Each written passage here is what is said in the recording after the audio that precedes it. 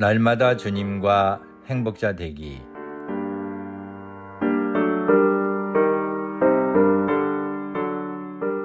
여러분 안녕하십니까? 조이풀 큐티와 오늘의 기도입니다.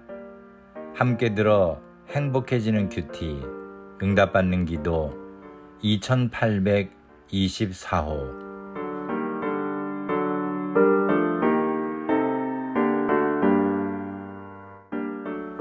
전 세계 백만장자가 된 그리스도인은 몇 명일까요?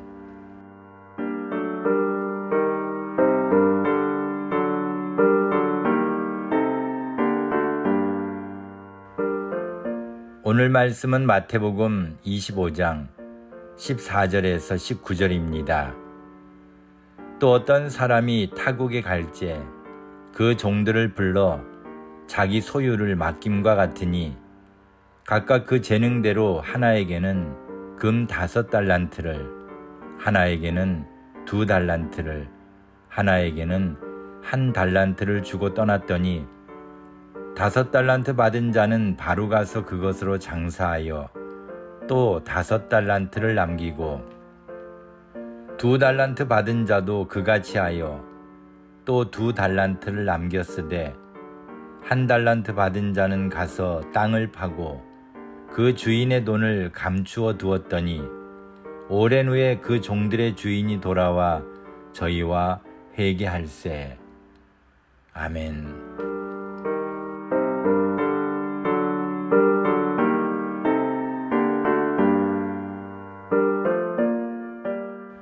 백만장자라는 말은 빚을 제외한 순자산이 100만 달러 이상, 즉 현재의 한화로는 13억 1585만 원 이상을 가진 부자를 말합니다. 그런데 많은 사람들이 그동안 물가가 많이 상승했기에 옛날에 비해 현재의 백만장자를 부자라고 하기에는 부족하다고 막연히 생각하기도 합니다. 물론 억만장자에 비하면 작다는 느낌이 들지만 그래도 여전히 백만장자는 세계적으로도 부자축에 든다고 할 수 있습니다. 2020년 기준으로 전 세계 인구 78억 명 중에 백만장자의 수는 0.7%에 해당하는 5,600만 명밖에 되지 않습니다. 그나마 한국의 비율이 조금 높기는 한데 인구 5천만 명 가운데 2%에 해당하는 105만 명이 백만장자라고 합니다. 그러므로 지금도 100만 불은 큰 돈이며 백만장자는 부자가 맞습니다. 그럼 그 가운데 그리스도인은 몇이나 될까가 궁금합니다. 전 세계에서 백만장자인 그리스도인은 몇 명이나 될까요? 사실 그리스도인이 부자가 되면 안 된다는 율법이 있는 것도 아닌데 그리스도인들의 마음에는 부자는 천국에 들어가기가 어려우니라는 예수님의 말씀이 부자에 대한 부정적인 생각으로 남는 경향이 많습니다. 그러나 예수님의 말씀에는 부자가 천국에 들어가기가 어렵다는 말씀만 있는 것이 아닙니다. 달란트의 비유도 있고 값비싼 300데나리온의 향유를 예수님께 부은 여인을 칭찬하신 일도 있습니다. 한 데나리온은 하루 품삯에 해당하는 금액이므로 요즘 가치로 환산하면 100불 정도 된다고 볼 수 있습니다.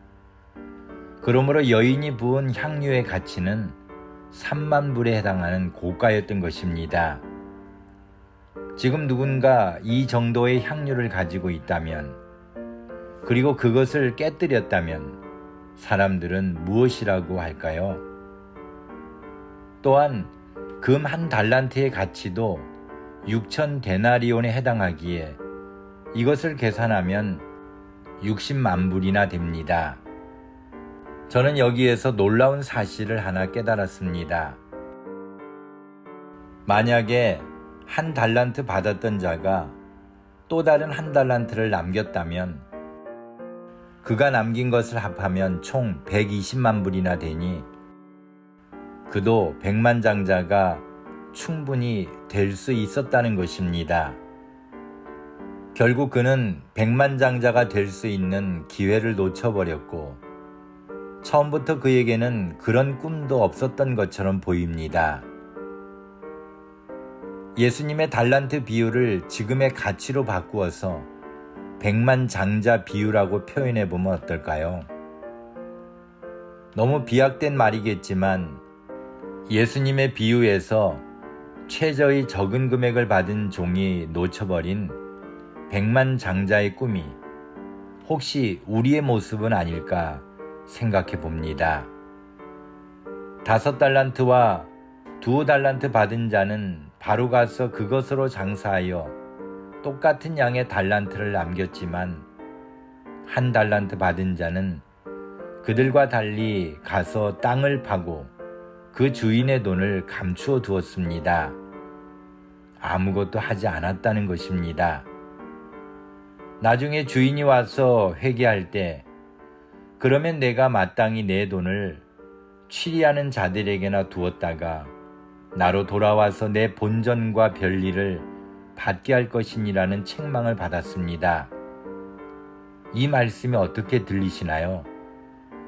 예수님은 이 비유에서 분명 본전과 이자라는 말씀을 하셨습니다. 어쩌면 어릴 때부터 우리는 그리스도인과 부자에 대한 부정적인 설교를 많이 들어왔기에 우리의 잠재의식 속에는 부에 대한 잘못된 인식이 자리 잡고 있는 것은 아닐까요? 목사로서 나는 많은 반성과 더불어 좀 더 정확한 것을 알려드리려 자료를 찾아보았습니다.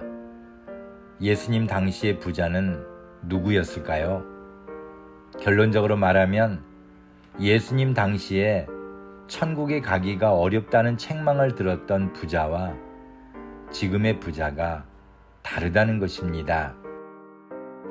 AD 37년에 태어난 최초의 교회 역사가였던 요세푸스에 의하면 예수님 당시의 유대인들은 상업이 아닌 농업에 많이 종사했다고 합니다.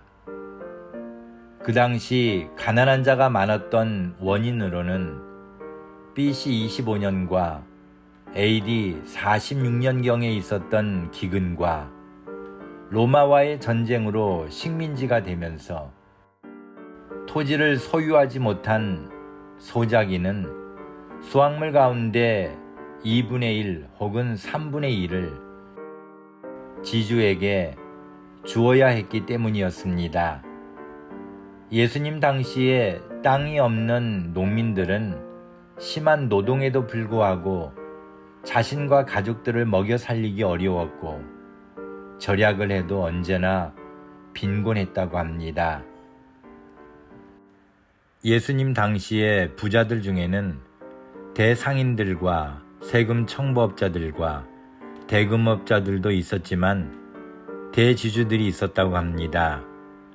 그런데 예를 들면 대지주 중에는 대제사장 가문이 있었는데 1000개의 마을들과 수많은 노예들을 상속받은 경우들이 있었다고 역사가들은 전합니다.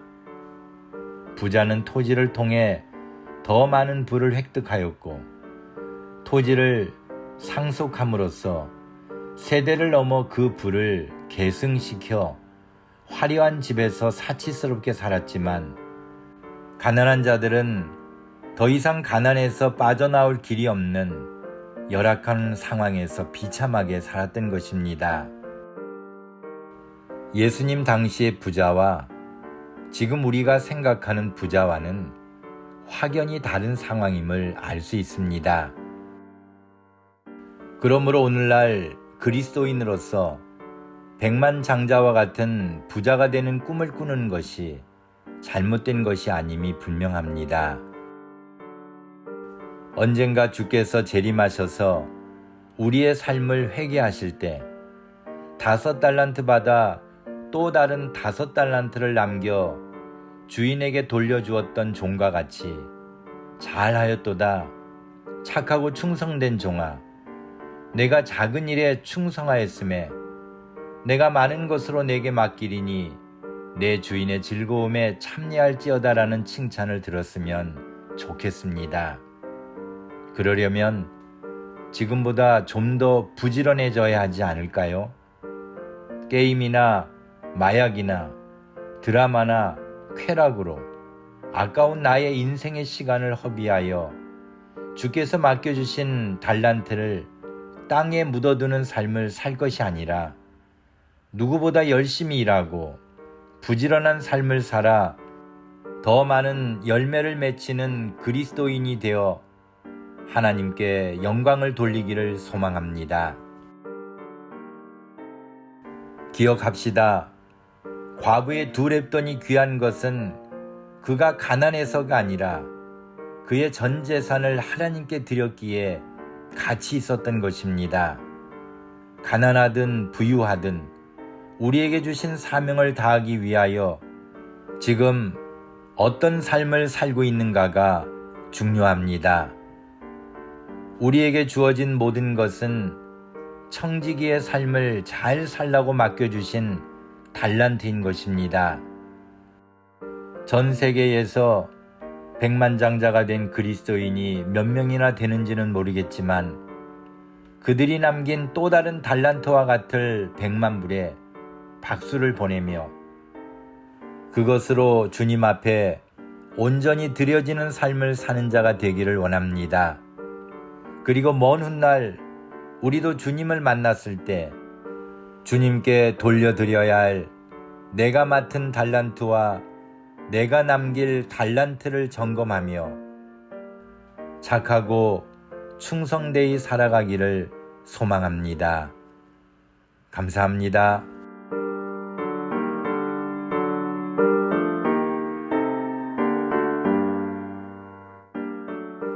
오늘 함께 나눌 기도 제목은 제게도 달란트를 맡겨주시니 감사합니다. 저희도 백만장자의 꿈을 가지고 주님의 뜻을 이루게 하옵소서.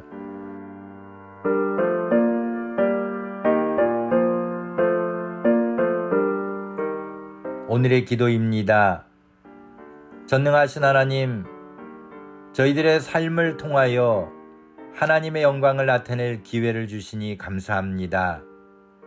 달란트를 받아 열심히 장사하여 또 다른 달란트를 남겨 주인에게 칭찬을 들었다는 달란트 비유의 주인공들처럼 저희들도 주님 앞에 착하고 충성된 삶을 살기 원합니다.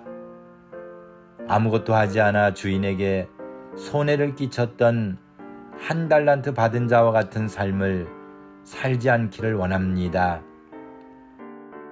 자신의 비싼 향유를 예수님께 아낌없이 부은 여인이나 자신의 전 재산이었던 두 렙돈을 하나님께 드린 과부와 같이 준비되고 헌신적인 삶을 살기 원합니다. 오늘도 더 부지런하게 더 열심히 최선을 다하는 삶을 살기 원하오니 제게도 귀한 열매가 가득하게 하옵소서. 예수님의 이름으로 기도합니다. 아멘.